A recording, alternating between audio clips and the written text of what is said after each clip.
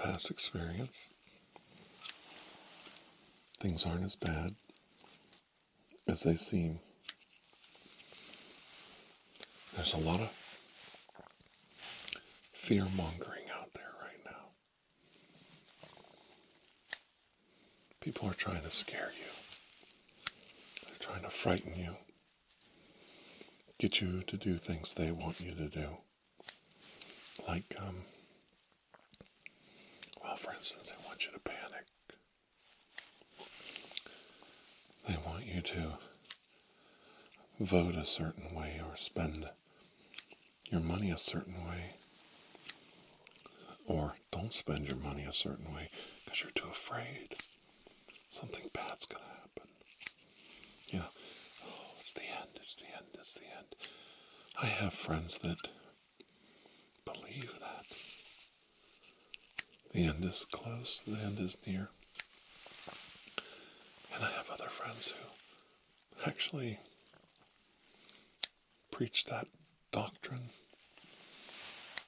to people.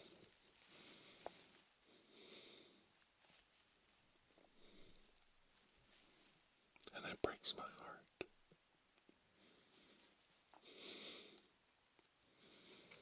How can you give up on this world, this Mother Earth, our lifeboat in the universe? How can you wantonly give up on it so easily? Oh, the end. The end is here. The end is coming, it's coming, it's coming, it's coming, it's coming. Fear-mongering. Terrifying.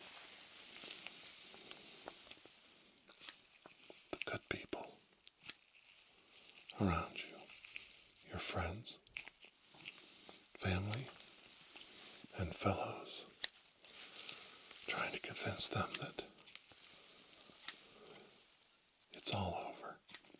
It's all over but the crying. It's coming, it's coming, it's coming, it's coming.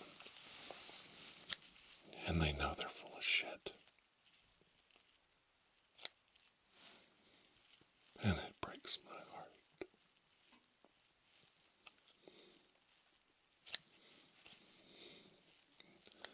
Haven't you ever looked at a baby being born? Haven't you ever held a baby? Haven't you ever held the hand of an elderly person or a sick person dying and see the softness of their spirit as they're transcending, as they're passing on, as they're moving on? And the thought that you have running through your mind is that it's over. You put these blinders over your eyes and say it's over. You can't see. The beauty, the struggle of life, and how delicate and fragile it is when you hold a baby, whether it's a baby kitten, or a puppy, or a hamster, or a human in your hands and see the fragility, the absolute precarious state that life clings. Life clings to this universe with everything it has, crying when they come into the world, crying.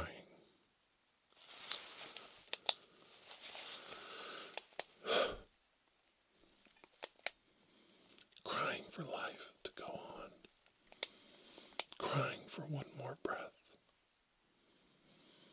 Crying for their mothers. Crying out for milk, for life. And you have the audacity to preach the end. Oh, I know. Well, how do you know? We don't know. No.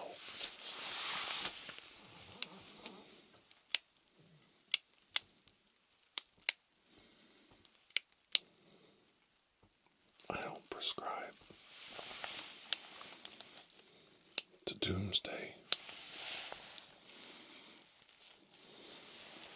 Because I spent my whole life trying to save lives.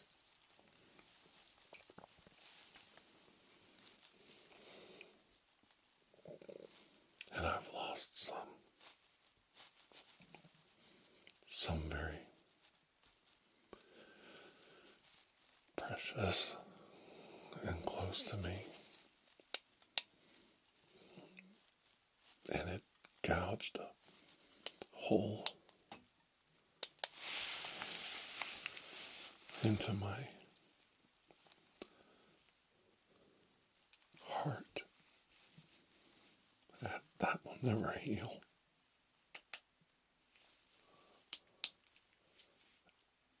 And I've learned to cope with that. And I've learned to deal with that. It's all part of the process. And you can learn to live with it too. You don't have to be happy about it. You don't have to like it. But you do have to learn to live with it.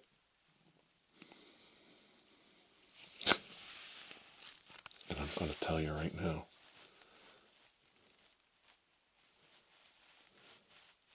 it sucks. Remember that baby? I'm making a connection here. Stay with me, please. Stay with me. Don't quit. Listen. Do you remember that baby? Crying. Crying for warmth. Crying for food. For nourishment.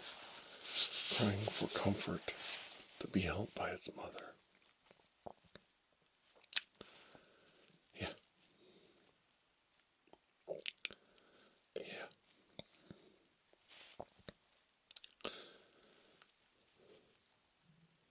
That's you and me. All these years on, we're still out there crying. Still out there crying.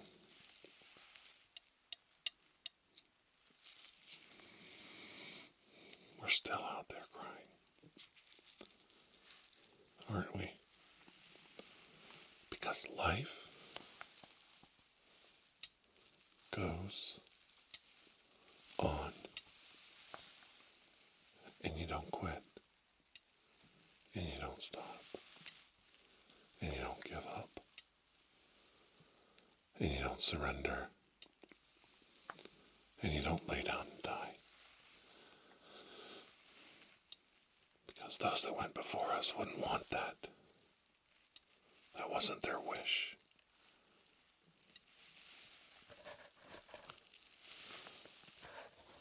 They wanted us to go on. They wanted us to flourish. They wanted us to have our own memories, our own dreams, our own lives lived to the fullest. In that moment, as we're holding their hand, and they slip away from this life to the next, none of them laid there wishing for the world to burn. And if somebody tells you that, they're lying, because I was there. I've been there too many times with too many people. And in that moment they wished only one thing. They wished they had done something different. They wish they would have done more. They wish they would have made better decisions. And they wish that they could go back and do it all over again. And if they could, they would do things so different. And that's the lot we live. You and I. That is the lot. We live together.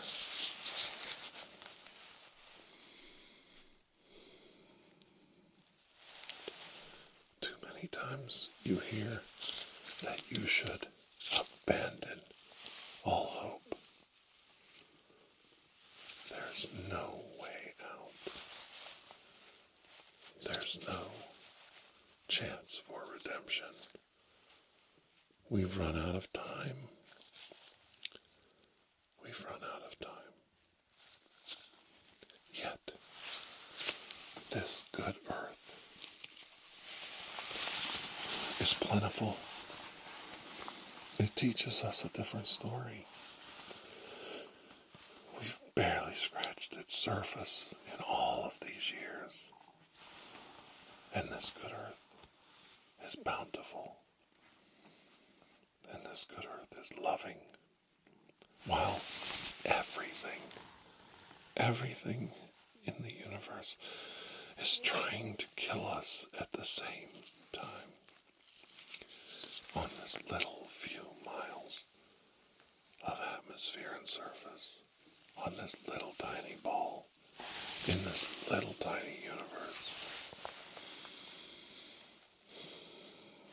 life holds on. Life cries to be heard, and we cry to the heavens, even now, like that baby in your hands, like that baby, that precious baby in your hands. We too cry out to the heavens, sending our signals, our messages of hope out into the universe. We do that now. You do know that no matter what you hear, no matter what is said, we cry out into the universe for a message. For a reply. For hope. For nourishment. For knowledge. To be held. To be loved. To not be alone on this island Earth. Our oasis in the cosmos must not be the only one. And life is too precious. It cries out for life to go on. So how can you, in good conscience, sit there and tell someone like you? How can someone, in good conscience, honestly sit there and tell you, I see the end, and the end is nigh. I know. I know. I know. Spread the good word. The end is here. Spread the good word. The end is here.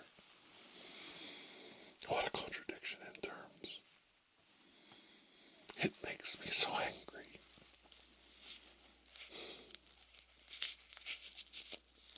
It breaks my heart.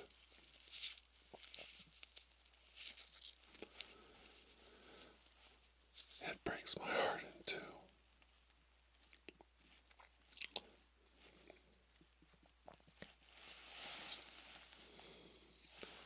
You are not alone.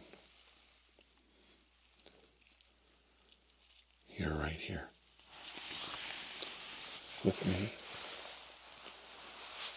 and we go on, and we go forward.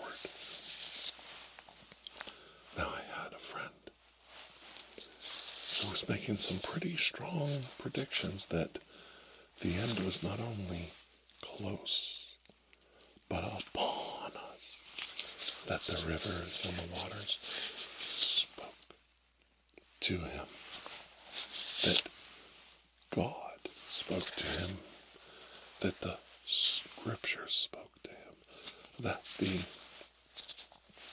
time to put our affairs in order was upon us, and the end was nigh. And the part that bothers me the most is I don't know how many years this person has been blathering this on like an idiot.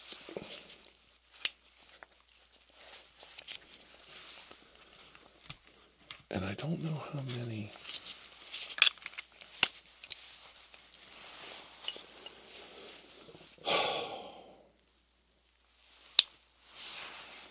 times he's predicted the end should have come and gone.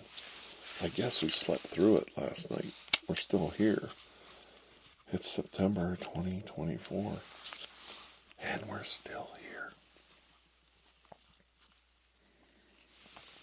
We aren't going anywhere.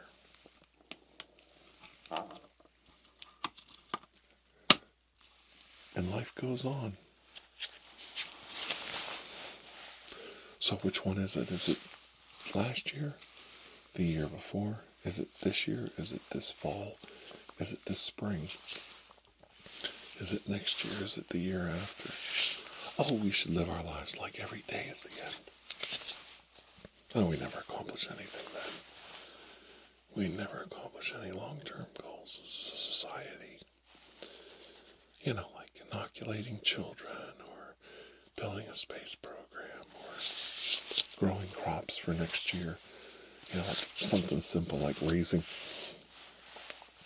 animals for food sources and growing crops. Why bother? Because we're not going to be here. We're not going to be here next year. Or the year after that, or last year. Is it last year? Because I don't know. What's the use? Why make your payments? Why pay your utility bills? Why buy a house? Why get married and plan on having and raising children? Because it's all over. There's no future. Why do they think young people aren't getting married and having children? Because they're so scared. Why bother? The end is nigh. The end is here. But it's not. One time, and I've said this before, but I want to say it again. One time, I was at my parents' house, and my mother and I were talking, and there was somebody on the TV saying something about, well, this is it, it's coming, we're done, this is the end. And my mother laughed. She was about 78 at the time. She's 82 now, doing very well. But at the time she was 78. And she's just a little woman. Very quiet. Very religious woman. And she said that, I've been hearing this. It's coming. It's coming. The end is here.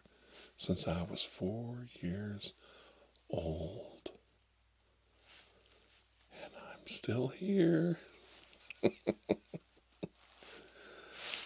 I'm still here. Oh, it's right around the corner. It's tomorrow. Yeah. I'm still here. And she smiled. She laughed. I'm still here. And I said, yep. Yeah, we're all still here. And it made me feel good that my mom and I were on the same page on that. My mom's a very wise lady.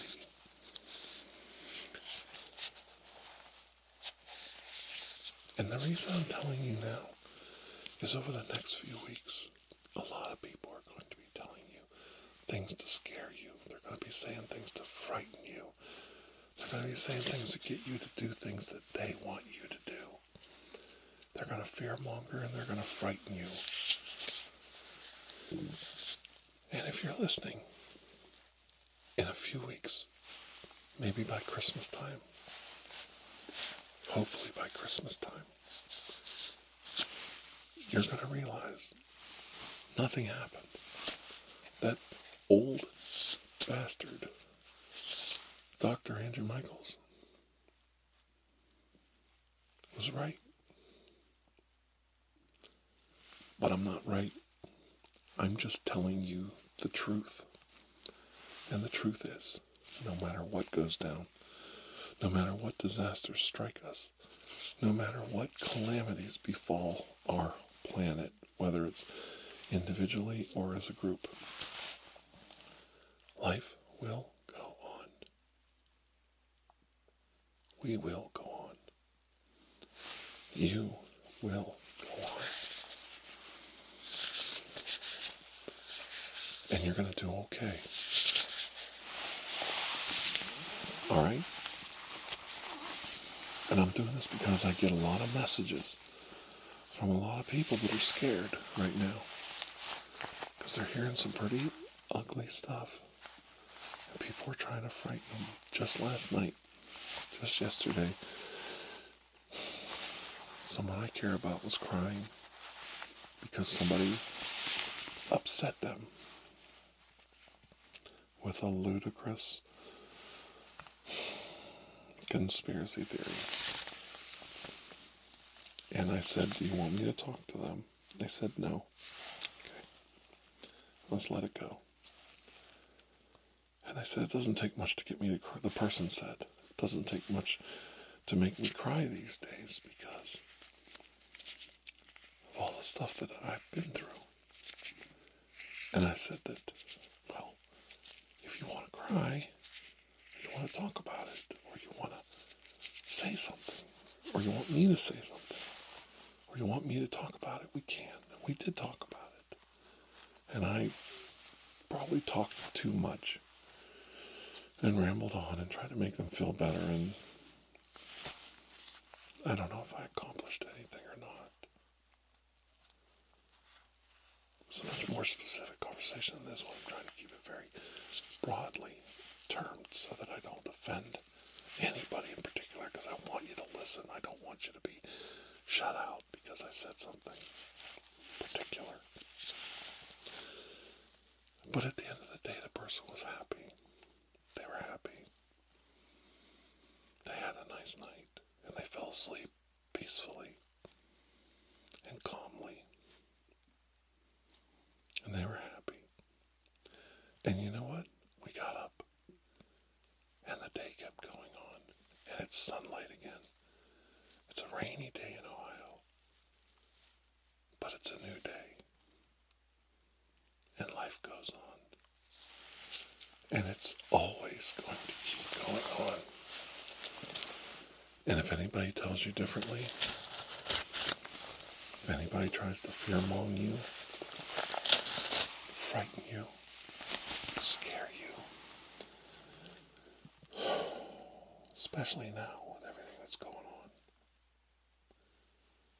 they're not only a bad person, but they're a liar. And they're no friend of ours. Do you hear me? When they say they know something and they can't back it up with facts and knowledge. If it's all based on faith or a prediction or their feelings, they are lying to you. And they're not your friend. Okay? Alright, now that's a little harsh. But that's what we call people who tell lies. We call them liars.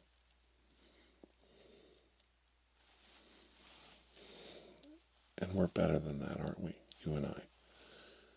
You're better than that, right? Yeah, I thought so. Okay, I'm going to leave you now. I'm going to let you rest, and we're going to see if this procedure worked. We're going to see if you feel better. Okay? Until I see you again, please have a most blessed day, okay? All right. And know that I care about you, my friend.